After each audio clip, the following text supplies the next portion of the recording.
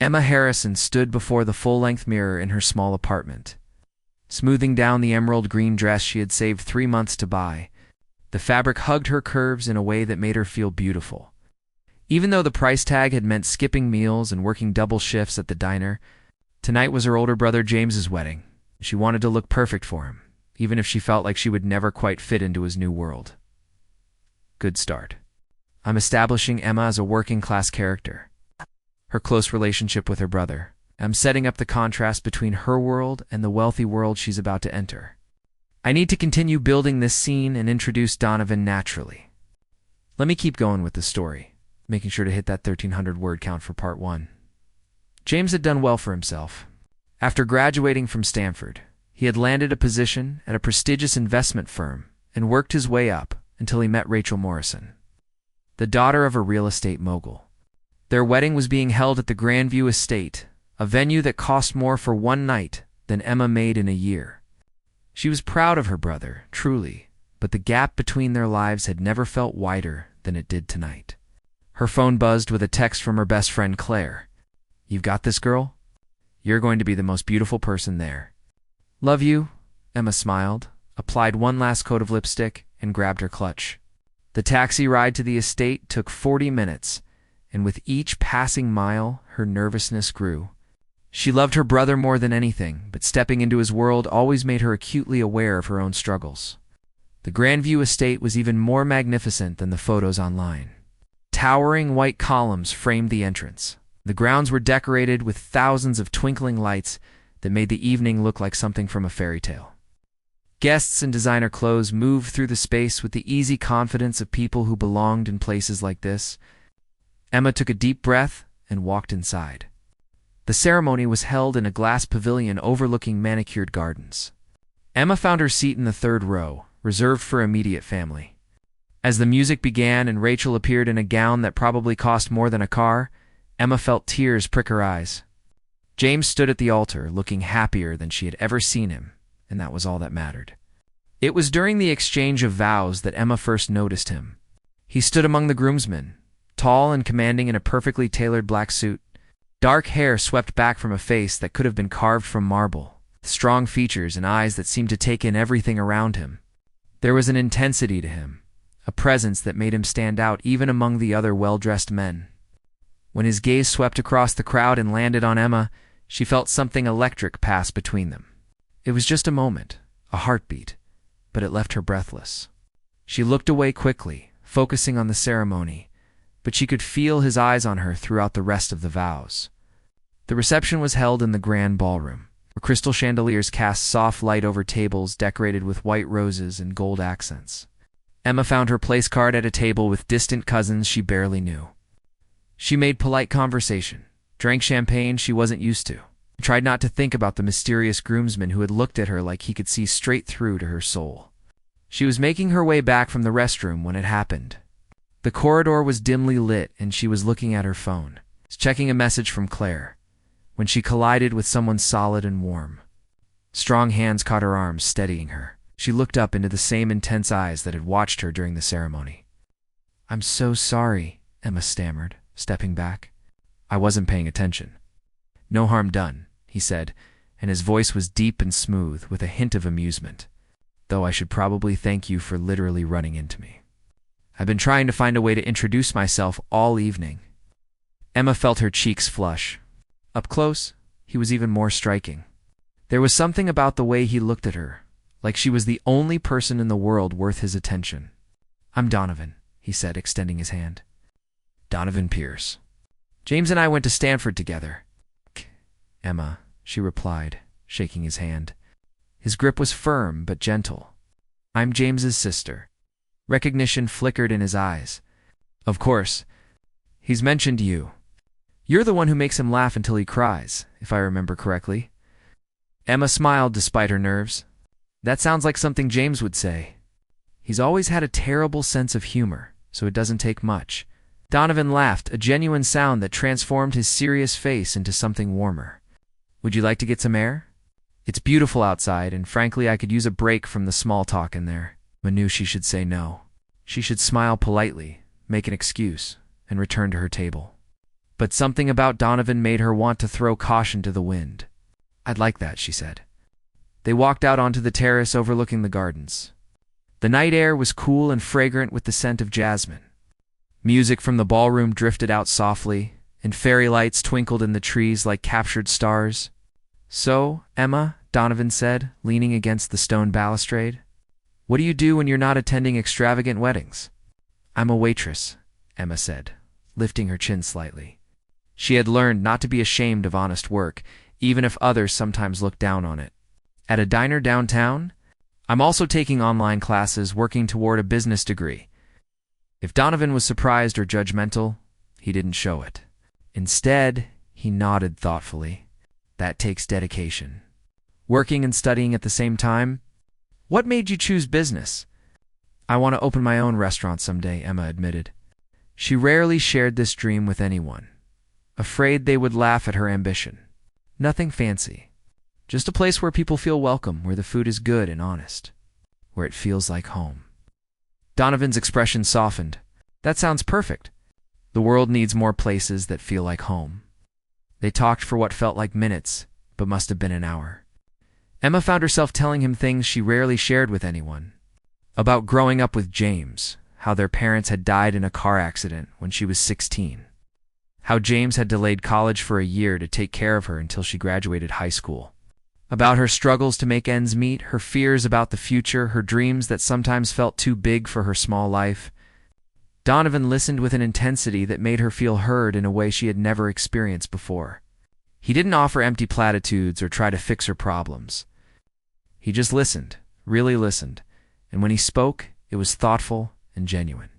"You have something rare, Emma," he said as the evening grew late. "Authenticity. In my world, everyone is always performing, always calculating the angle. But you're real. That's incredibly precious." Before Emma could respond, the band inside struck up a slow song. Donovan extended his hand. "Dance with me?" Emma hesitated for only a moment before placing her hand in his. They moved back into the ballroom, and he led her onto the dance floor. As they swayed together, Emma felt the rest of the world fade away. His hand was warm on the small of her back, and when she looked up into his eyes, she saw something that both thrilled and terrified her. This wasn't just attraction. This was the beginning of something that could change everything. When the song ended, Donovan held her gaze for a long moment. "I have to go," he said reluctantly. "Early flight tomorrow for business? But Emma, I would very much like to see you again." Emma's heart raced. "I'd like that too." As she watched him walk away, disappearing into the crowd of wedding guests, Emma felt something shift inside her. She had come to this wedding expecting nothing more than to celebrate her brother's happiness. Instead, she had met someone who made her believe in possibilities she had long ago stopped dreaming about. What she didn't know yet was that Donovan Pierce was not just successful. He was one of the youngest tech billionaires in the country. And their different worlds would test everything she thought she knew about love, worth, and where she truly belonged. Fortune had indeed blossomed at her brother's wedding, but the real story was only beginning. 3 weeks had passed since the wedding, and Emma could not stop thinking about Donovan Pierce. She had replayed their conversation 1,000 times in her mind, analyzing every word, every glance, every moment they had shared on that magical night. She had waited for him to call or text, but her phone had remained silent. Maybe it had all meant nothing to him. Maybe she had been just another person at a wedding, someone to pass the time with before he returned to his real life. Emma was wiping down tables at the diner. During the late afternoon lull, when the bell above the door chimed, she looked up automatically, ready to greet the new customer with her practiced smile, and froze. Donovan Pierce stood in the doorway of Murray's Diner, looking completely out of place in his expensive charcoal suit among the worn vinyl booths and faded linoleum floors. His eyes scanned the room until they found her, and a slow smile spread across his face. Emma's heart hammered in her chest. Her coworker Jenny nudged her from behind the counter. "Girl, who is that?" "He looks like he stepped out of a magazine." "I'll take this one," Emma managed to say, smoothing down her uniform apron as she walked toward him. "Donovan, what are you doing here?" "Having lunch, hopefully," he said, his eyes warm. If the waitress will take my order? Emma felt a smile tugging at her lips despite her confusion. You could have lunch anywhere in the city. Why here? Because you're here, he said simply. I've been thinking about you, Emma, about our conversation. I meant it when I said I wanted to see you again. Emma led him to a booth by the window, acutely aware of Jenny and the cook, watching them with undisguised curiosity. She pulled out her order pad, trying to maintain some semblance of professionalism, even though her hands were shaking slightly. What can I get you? She asked. Coffee black. And whatever you recommend, Donovan said, but he was looking at her, not the menu. When does your shift end? 6 o'clock, Emma replied. Then I'll wait, he said. We can get dinner somewhere. Talk properly. Emma glanced around the diner. Mr. Henderson, her manager, was watching from his office with a disapproving frown. I can't. I have another shift at a bar downtown starting at 7:30. Something flickered in Donovan's expression. Concern, maybe? Or something else she could not quite identify. You work 2 jobs? Sometimes 3, Emma admitted, feeling defensive. Rent doesn't pay itself. No, of course not, Donovan said quickly. I just hate the thought of you running yourself into the ground. Over the next 2 hours, between serving other customers, Emma found herself returning to Donovan's booth. They talked in stolen moments, building on the connection they had started at the wedding. He told her about his company, a tech firm that developed software for environmental sustainability. She told him about her online classes and her dream restaurant. When her shift finally ended, Donovan was waiting outside. Let me drive you to your next job, he offered. We can talk on the way. Emma hesitated, but the thought of the crowded bus ride was not appealing. Okay, but it's really not far. His car was a sleek black sedan that probably cost more than she would make in 5 years. As they drove through the city, Emma felt the weight of their different worlds pressing down on her. What was she doing? What could someone like Donovan Pierce possibly want with someone like her? What are you thinking? Donovan asked, glancing at her. That this doesn't make sense, Emma said honestly. We're from completely different places, Donovan. You're a billionaire CEO, and I'm a waitress who can barely make rent. Donovan pulled the car over to the curb and turned to face her. Money doesn't define worth, Emma. You're intelligent, ambitious, genuine. Those things matter more than a bank account. Easy to say when you have the bank account, Emma said, but her tone was gentle, not bitter. Fair point, Donovan acknowledged. But I've met plenty of wealthy people who are empty inside. You have something real. That's rare and valuable. Their eyes met, and Emma felt the same electric connection she had felt at the wedding. Donovan reached out slowly, giving her time to pull away, and tucked a strand of hair behind her ear. His touch was gentle, reverent. Can I see you again? Really see you? Not just stolen moments between shifts? Yes, Emma whispered. Over the next month, they fell into a pattern. Donovan would appear at the diner, at her evening classes, outside her apartment building. They went for coffee, for walks in the park, for late-night conversations that stretched into early morning. Emma found herself falling for him in a way that terrified and thrilled her in equal measure. But guilt gnawed at her. Donovan was her brother's friend. James had introduced them, however inadvertently. Every time she saw Donovan, she felt like she was hiding something from her brother, and the deception aided her. The truth came out on a rainy Thursday evening. Emma had agreed to have dinner with James and Rachel at their new apartment. When she arrived, shaking rain from her coat, she found Donovan sitting in their living room. The look on James's face told her everything. He knew. We need to talk, James said, his voice tight. All of us. The conversation that followed was painful. James felt betrayed that his sister and his friend had been seeing each other behind his back. Rachel tried to mediate, but the hurt in James's eyes was unmistakable. How long has this been going on? James demanded. A month, Donovan said calmly. James, I care about your sister. This isn't some casual thing that's supposed to make it better. James shot back. You're my friend, Donovan. And Emma, you're my sister. You both should have come to me. You're right, Emma said quietly, tears streaming down her face. We should have. I'm sorry, James. I never wanted to hurt you. James ran a hand through his hair, clearly struggling with his emotions. "I need some time," he finally said. "Both of you, just give me some space." In the days that followed, Emma felt like her world was falling apart. James would not return her calls. The family group chat, usually full of jokes and photos, had gone silent. Even Rachel, who had always been kind to Emma, seemed distant. Donovan wanted to fight for them, to convince James that their relationship was real and worth supporting.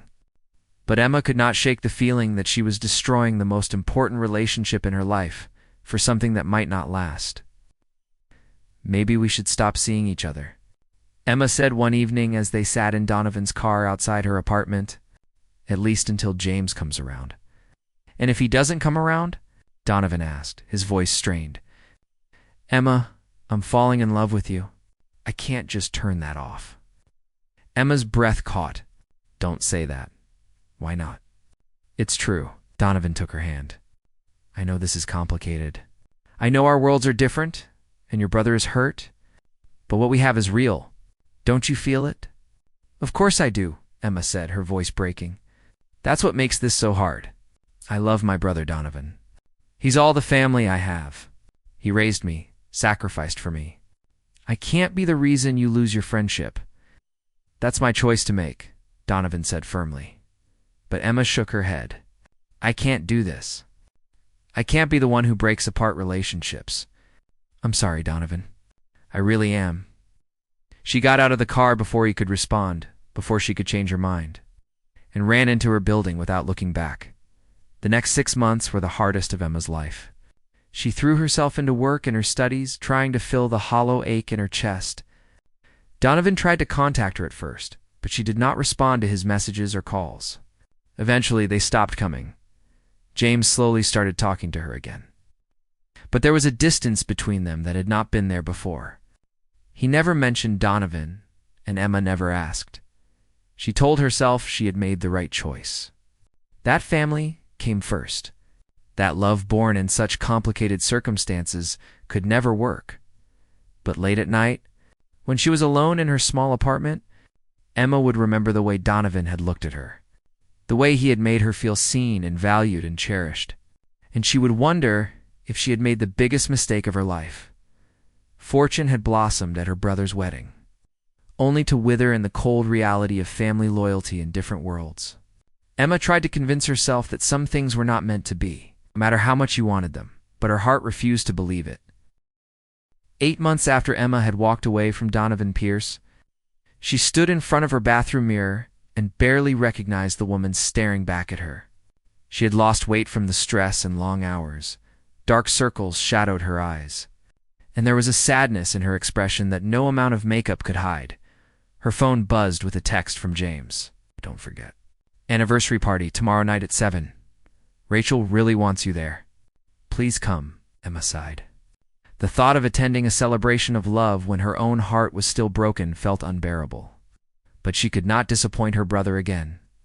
Their relationship had slowly healed over the months, though it would never quite be the same. She had lost Donovan to keep James, but in some ways, she felt like she had lost them both. The past months had not been entirely without progress. Emma had finished several of her online courses with top marks, and had even started creating a business plan for her dream restaurant. Work was still exhausting, but she had managed to save a little money. From the outside, her life looked like it was moving forward.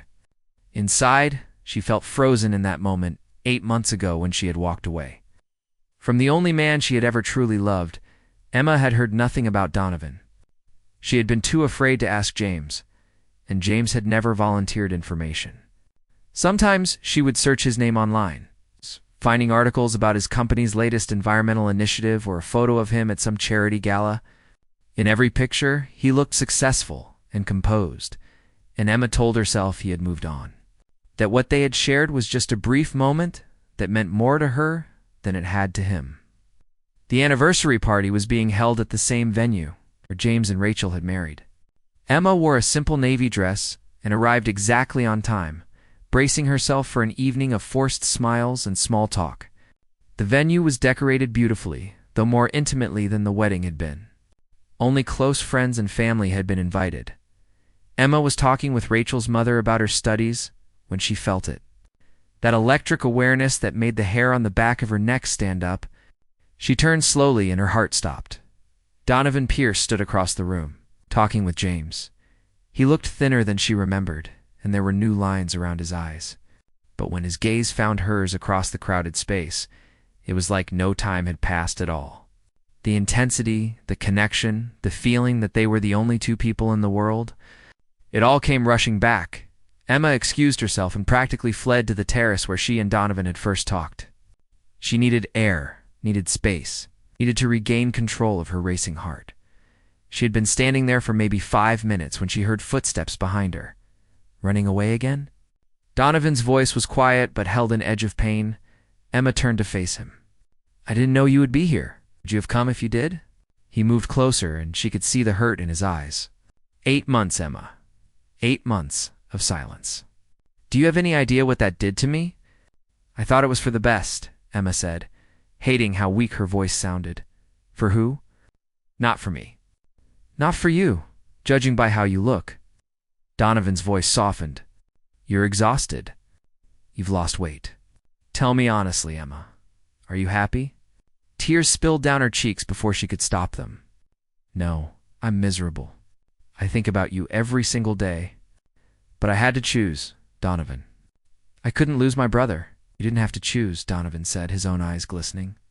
"You just had to trust that love is worth fighting for. That we were worth fighting for." Emma caught the past tense and felt something crack inside her. "Have you moved on?" Donovan laughed, but it was a broken sound. "Moved on?" "Emma, I've been in love with you since the night we met. I tried to give you space, tried to respect your decision, but I can't move on. I don't want to move on." "I don't understand," Emma whispered. "Why are you here? Why now?" "Because James invited me," Donovan said. "He called me 3 weeks ago. We had a long conversation. A really long conversation." Emma's heart pounded. "About what?" "About you. About us. About the fact that his little sister has been quietly breaking her own heart for months out of some misguided sense of loyalty." Donovan stepped closer. "About the fact that he was wrong to make you feel like you had to choose." As if summoned, James appeared in the terrace doorway. Rachel was with him, her hand in his. "Don't stop talking on our account," James said, his voice gentle. "In fact, I think this conversation is long overdue." Emma looked at her brother through her tears. "James, I'm so sorry." "No, I'm sorry," James interrupted, moving toward her. "I was hurt and shocked, and I reacted badly. But Emma, I've watched you these past months. You've been going through the motions, but you haven't really been living. And when I really thought about it, when I set my ego aside, I realized something important." He glanced at Donovan, then back to Emma. "Donovan is one of the best men I know.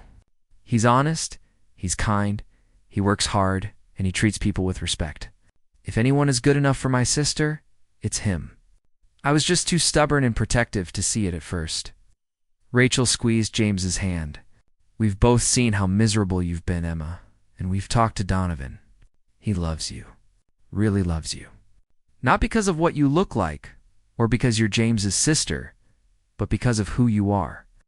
Emma looked at Donovan, hardly daring to believe what she was hearing. "Is this real?" Donovan closed the distance between them and took her hands in his. "It's real. I've been in hell these past months, Emma. Nothing in my life means anything without you in it. I don't care about the money or the business success or any of it if I can't share it with you." "But our worlds are so different," Emma said, even as hope bloomed in her chest. "Then we'll build a new world together," Donovan said. "One where it doesn't matter that I grew up with money and you didn't.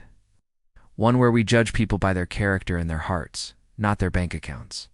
Emma, you make me want to be better. You make me see what really matters in life." James cleared his throat. "Rachel and I are going back inside. We'll leave you two to talk. But Emma, for what it's worth, you have my blessing. Both of you do." As James and Rachel left, Emma and Donovan stood in the soft glow of the terrace lights, exactly where they had been on the night they met. But this time there was no uncertainty, no guilt, no fear. "I've been so scared," Emma admitted. Scared that I'm not good enough for your world? Scared that this is all too good to be true? Scared of getting hurt? I'm scared too, Donovan said, cupping her face in his hands.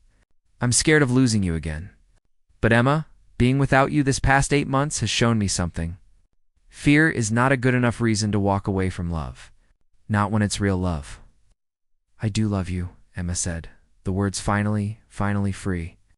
I've loved you from the moment you asked me to dance at the wedding.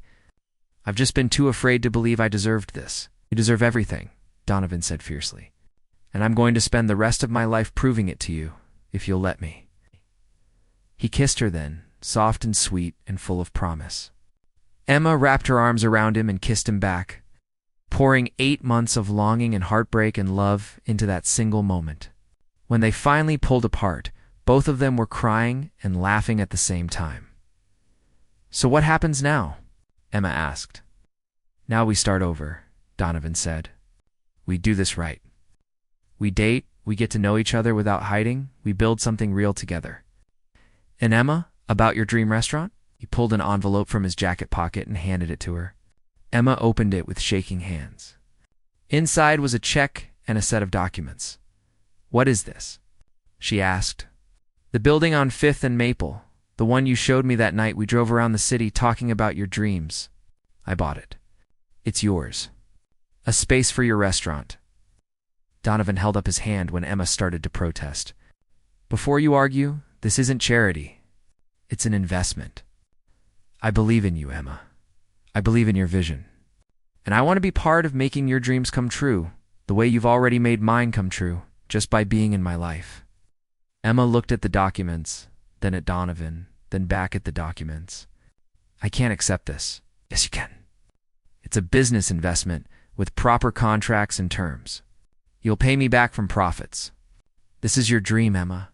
Let me help you reach it. Donovan smiled. Besides, I have a selfish motive. I want to be able to eat at the best restaurant in the city anytime I want. Emma threw her arms around him, laughing through her tears. You're crazy. Crazy about you, Donovan agreed.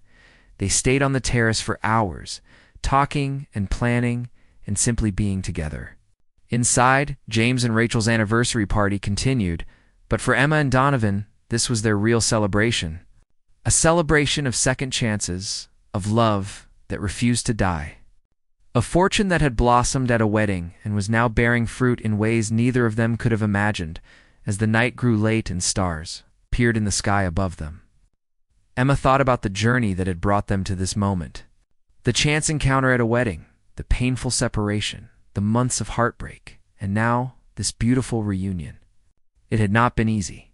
It had required courage and honesty and the willingness to fight for what mattered.